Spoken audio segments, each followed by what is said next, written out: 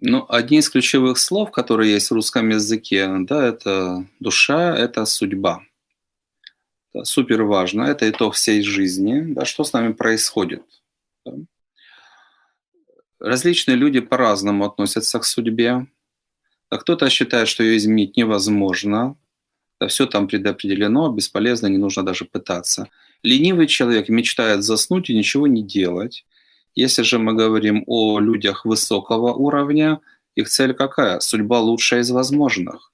Не потерять ни одной минуты жизни. Каждая минута – это максимальная польза, наслаждение.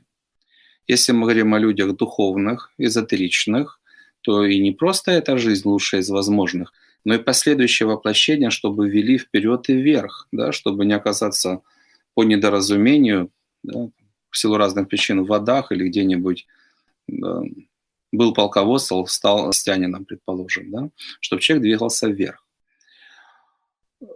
Что нужно, чтобы судьбу можно было бы изменить, или что такое суть, что такое судьба по сути? Это то, что коротко предопределено. Да? То есть прежде чем человек воплотится, высшие силы собрались, посмотрели достоинства, недостатки, там, ошибки, достижения и говорят, чтобы человек мог сделать следующий шаг на пути своего развития, чтобы душа из воплощения в воплощение росла, ему подойдет вот такой-то сценарий, такие-то родители, такая-то страна, в такое-то время. И он помещается в определенную среду. Да, вот сознание человека работает, да, определенным образом, обстоятельства дают там свою информацию, свои возможности, ограничения. Подавляющее большинство людей ничего не могут сделать, чтобы на свою судьбу повлиять. Да, вот они как бы их посадили, растение в лунку, вот оно растет. Шансов изменить, ну, нет. Да, человек движется вместе с социальной своей подгруппой. Да, ни вправо, ни влево. Ну, там легкие колебания роли не играют.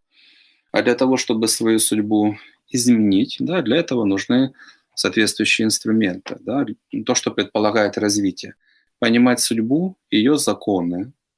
Ну и дальше по списку.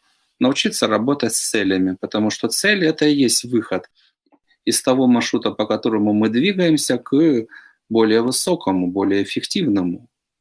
Да, научиться работать с целями. Если мы ставим цели, вот человек находится на одном уровне силы, а достижение – это другой уровень силы. Ему нужно стать сильнее, умнее, быстрее, лучше. И если он не растет над собой, да, цель есть, но она как бы мечтание.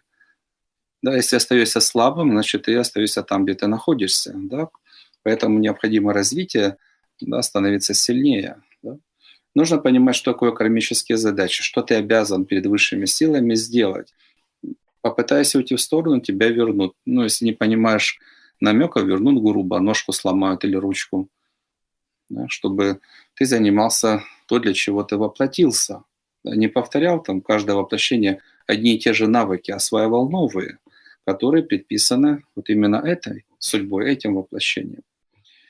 Да, и другие.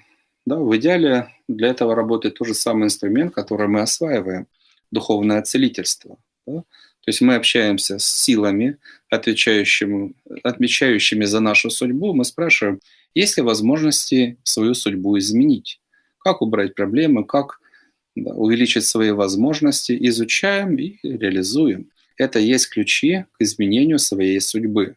В конечном итоге все неэффективное, все негативное, там, поглощающее энергию, там, время, другие ресурсы, от этого нужно освобождаться. А все, что дает максимум пользы, наслаждения и соответствует нашим кармическим задачам, там, где раскрывается наша душа, и мы получаем максимальный прилив энергии, вот это нужно искать, и это нужно реализовывать, да, получая под свои цели, разумеется, согласие, покровительство высших сил. Если у вас есть вот это стремление, да, получить власть над судьбой, пройти по судьбе лучшее из возможных, да, и так, чтобы и в последующих воплощениях вас вели светлые силы, пожалуйста, изучайте наши курсы, подключайтесь к основной программе. Успехов!